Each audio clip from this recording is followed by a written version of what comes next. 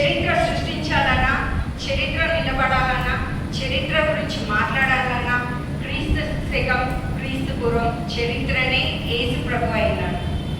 మరి ఆ చరిత్రలో జరిగిన కొన్ని సంఘటనలు, ఆ లేఖనాలు, ఆ చరిత్ర యొక్క ప్రవచనాలు నెరవేర్చబడాలి అంటే 100% man who is 100% God, a perfect man. మత్తయి సువార్త 5:48లో పరిపూర్ణుడు.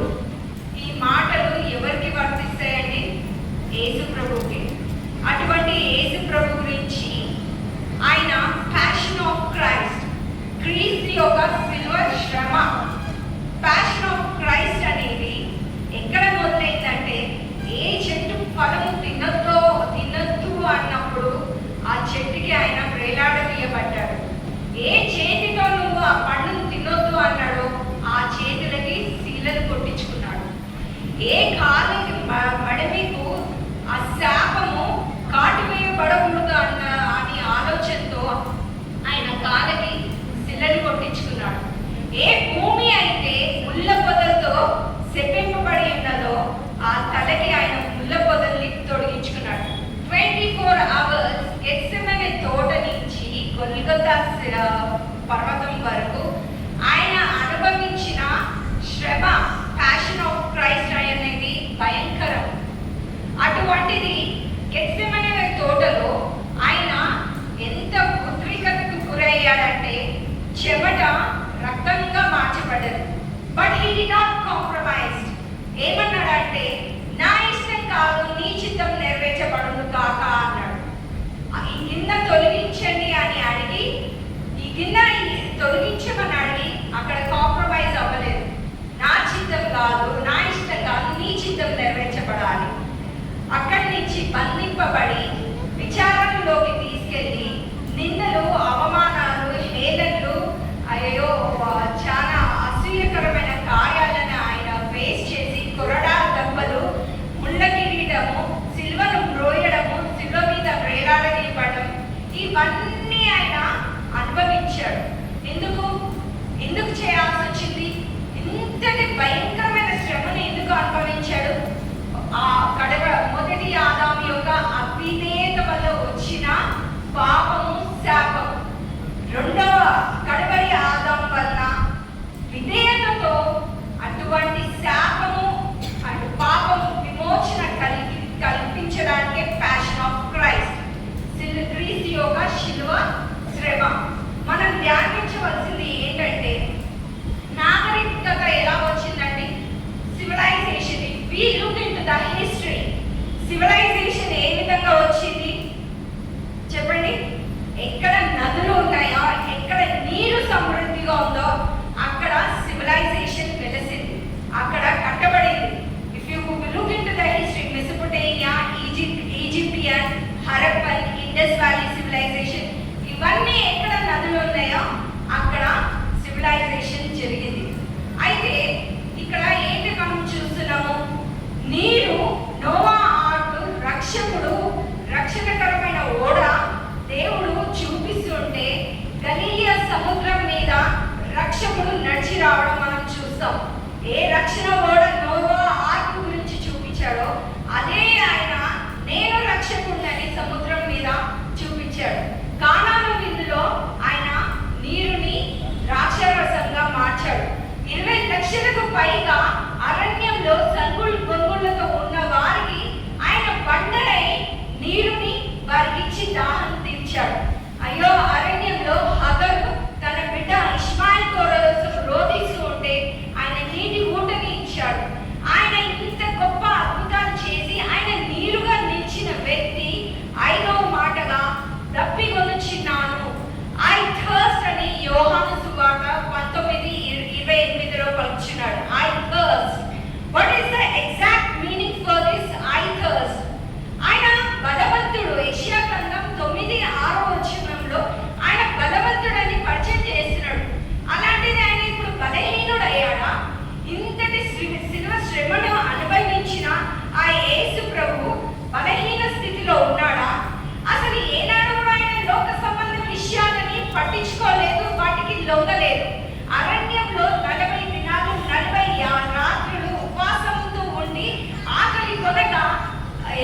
శోధకుడు వచ్చి ఆ మొదటి ఆదాముని శోధించినట్టు యేసు ప్రభుని శోధించాలనుకున్నప్పుడు ఆయన ఈ రిబ్యూక్ అన్నమాట.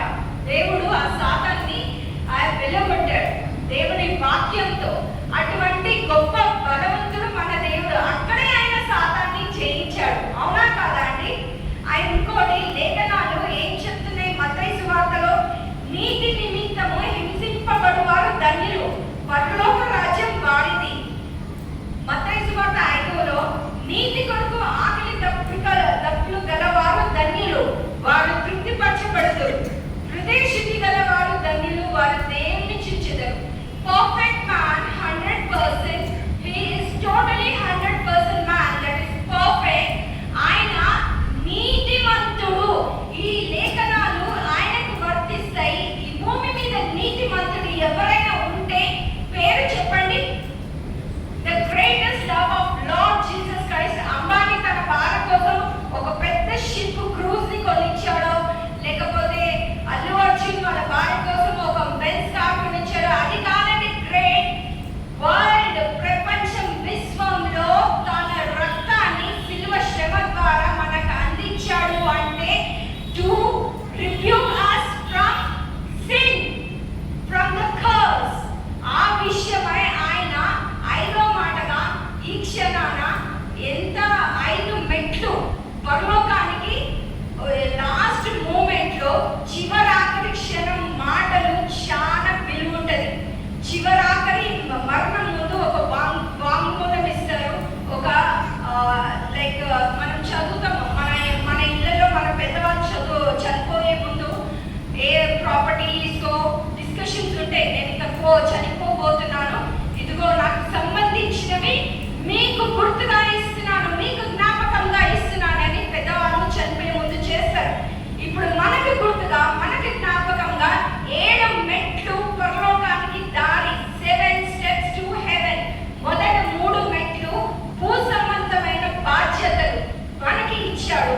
మిగతా 4 మెట్లు కనెక్షన్ టు ద హెవెన్. ఆయనకి దేవుడికి మధ్య మాటలు అవి. 4వ మాట ఇప్పటి వరకు బ్రదర్ చెప్పింది మనం విన్నాం. 5వ మాట I thirst, which shows the interconnection with God, which is connected to the history, which is also connected to the in between earth and heaven. This is connected. This word is very peculiar. చాలా ముఖ్యమైనది, ప్రాముఖ్యమైనది. మన జీవితాల్లో code చేయబడిన word, మాట. అటువంటిది ఈ యొక్క ఇంత బలవంతుడు దేవుడు ఇంతటి స్థితికి వెళ్ళినాక ఈ క్షణంలో ఇంకా చివరి గడియలో చావనై ఉండగా ఇప్పుడు ఆయన వాటర్ తాగి సేద తీర్చుకుంటాడా? అంటే సేద తీర్చుకుని ఇంకా get that energy to come out from the cross? లేదండి. ఆయన చేయబోయేది ఒక మిషన్, దేవుని ఒక మిషన్ మీద, సిలువ మ్రాను మీద ఉన్నాడు. అక్కడ ఏంటంటే మనం చూడాల్సింది కీర్తనకారుడు 69వ అధ్యాయము 21. వారు చేతులు నాకు ఆహారంగా పెట్టిరి, నాకు దప్పి అయినప్పుడు చిలుకలు త్రాగనిచ్చిరి. ఈ లేఖనము నెరవేర్చబడాలి. ఈ లేఖనము, ఈ ప్రవచనం నెరవేర్చబడాలి అంటే దేవుడు అక్కడ సిలువ మ్రాను మీద ఐ థర్స్ట్ అని పలకవలసి వచ్చింది. చూడండి, అపవాదికి ఇక్కడ సందు దొరుకుతుందా అని చూస్తుంటాడు. చరిత్రలో ఆయన యొక్క జననం గురించి ఒక కాంట్రవర్సీ, ఆయన సిలువ మరణం గురించి ఒక కాంట్రవర్సీ, పునరుద్ధానం గురించి కాంట్రవర్సీ, ఆయన ఆరోగ్యమైన విషయం మీద కాంట్రవర్సీ, మత విమర్శకులు, మత వేదకులు, ఇన్ని ఆయన మీద ఇప్పటి వరకు 2000 ఆల్మోస్ట్ 2000 more years మీద చర్చిస్తూనే వస్తున్నారు. వాళ్ళకి ఏ క్లూ దొరుకుతామో this is a false statement in the history అని మాట్లాడడానికి. అలాంటిది దేవుడు ఈ లేఖనం పలకపోతే అపవాది దుమారం లేపేది. చూసావా, బైబిల్లో ఉన్న లేఖనము నెరవేర్చలేదు, సిల్వ మ్రాను మీద ఉండి ఈ became a irresponsible man person అని కోడ్ చేయడానికి అపవాది ట్రై చేసేది. కానీ దేవుడు అనంత జ్ఞాని. దేవుడికి తెలుసు రాబోయే తరాల్లో ఈ అపవాది ఎలాంటి దుమారాలు లేపుతుందో. దేవుడు పూర్ణ జ్ఞాని, నాలెడ్జబుల్, అనంత జ్ఞాని. 1 సమూయేలు 2వ అధ్యాయం పూర్ణ జ్ఞాని. యోబు గ్రంథము 5వ అధ్యాయం 36వ అధ్యాయంలో మనం చూస్తాం. అటువంటిది ఆ దేవుడు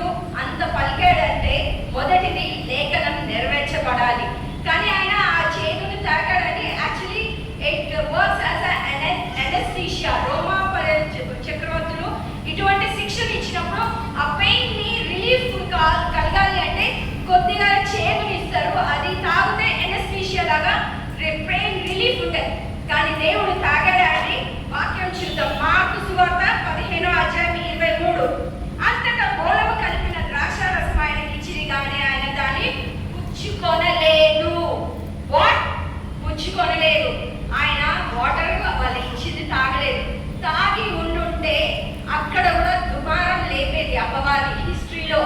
ఆయన చేదు నీరు తాగాడు కాబట్టి he got relief at the cross.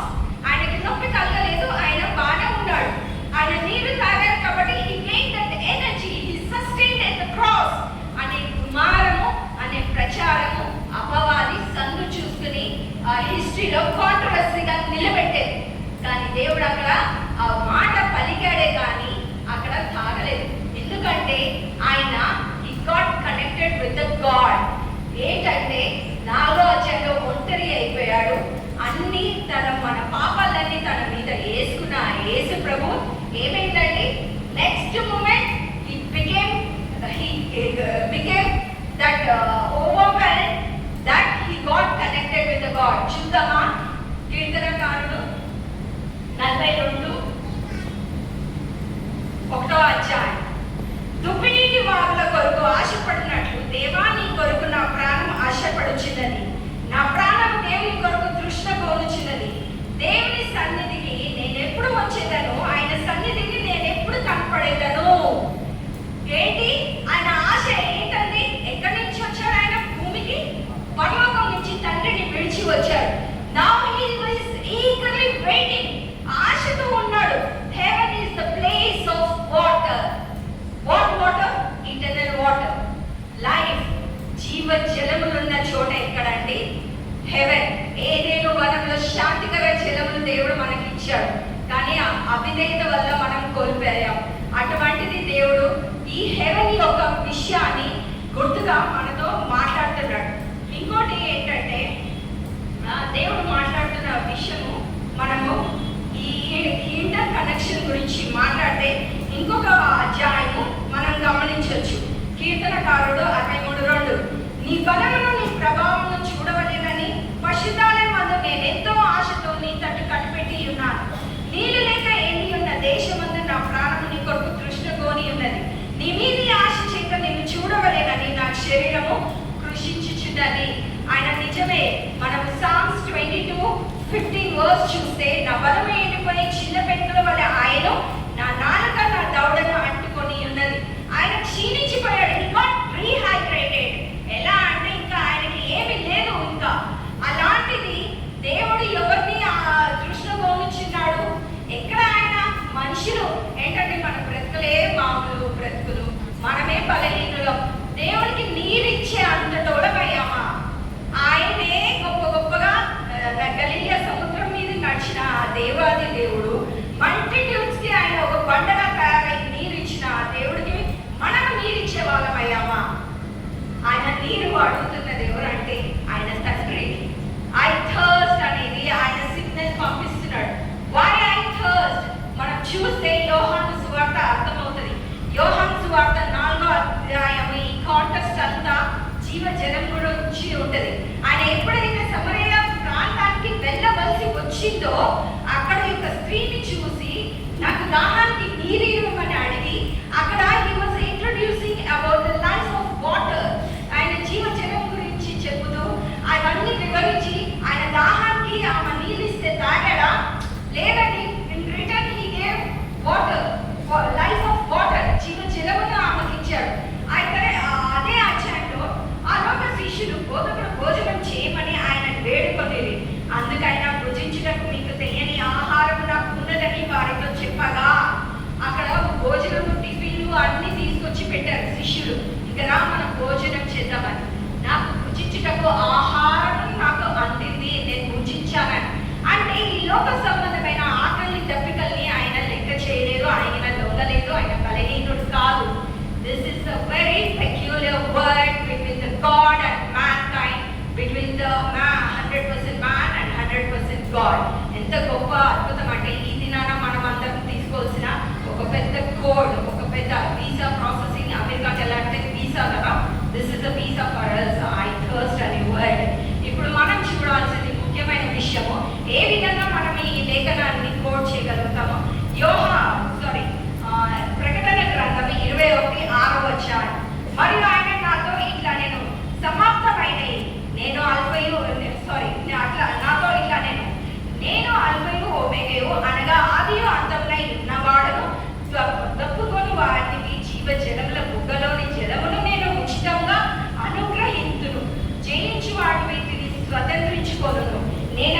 దేవుడై ఉండును, అతడు నాకు జయించిన వారికి ఏమి స్వతంత్రించుకుందరండి?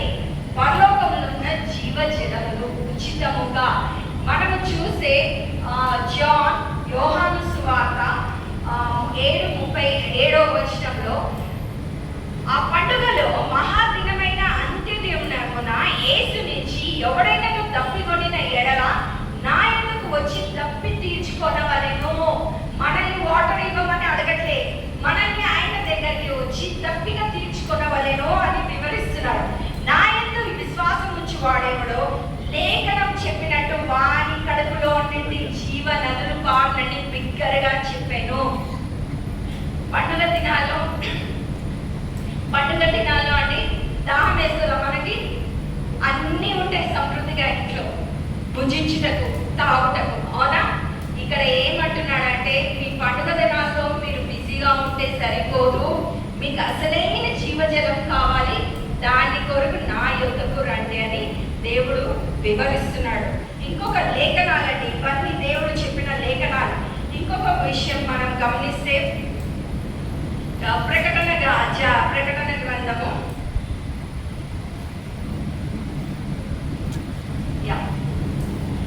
7వ అధ్యాయం. వారికి ఇక మీదగా ఆకలి అయినను దాహమైనను ఉండదు, సూర్య ఎండైనను ఏ వడగాలి అయినను వారికి తగలదు. అనగా సింహాసన మధ్య మందుండు గొర్రె పిల్ల వారికి కాపడే జీవజనముల బుక్కల యొద్దకు వారిని నడిపించును. దేవుడే వారి కన్నుల నుండి ప్రతి బాష్ప బిందువును తుడిచివేయను. చూడండి, పరలోకంలో మనకి ఏముండదంట? అలసట ఉండదు, దాహం ఉండదు. ఇప్పుడంటే మనకి కొనగానే వాటర్ బాటిల్స్ ఉన్నాయి, ఎదురుగానే అన్నీ ఉన్నాయి. కానీ దాహంతో అలమటించిన హతర్కి, ఆ యొక్క ఇజ్రాయెల్ జనాంగానికి సిలువ ప్రాణమున్న యేసు ప్రభుకి తెలుసు ఆ పెయిన్ ఎంత భయంకరమని. కానీ ఆయన శాశ్వతంగా దాహాన్ని తొలగించడానికి ఆయన ఈ లేఖనాన్ని సిలువ ప్రాణం మీద మనకి పరిచయం చేస్తున్నాడు. ఒకటి, don't ever get compromise. Titanic ship తయారు చేసిన వాడు సైంటిస్టులు కనుగొన్నది ఏంటంటే, ఒకవైపు అంతా చక్కటి కాస్ట్లీ పెయింట్ వేశారు, ఇంకో వైపు చాలా చీప్ పెయింట్ వేశారు. దానివల్ల షిప్ అనేది కాన్స్టెంట్ గా ఇట్లా ఫ్లోట్ అవుతూ వచ్చింది అనమాట. కాన్స్టెంట్ గా లేదు, అది వెళ్ళి మెల్లగా ఐస్ పర్వతాన్ని గుద్దుకోవడం, ఆ షిప్ మునిగిపోవడం చరిత్రలో మనం చూసాం. సో వాళ్ళు కాంప్రమైజ్ అయ్యారు, but passion of Christ haven't compromise. ఆయన కాంప్రమైజ్ అవ్వలేదండి. ఎందుకంటే మీ కొరకు, నా కొరకు, మనందరి కొరకు మనము కూడా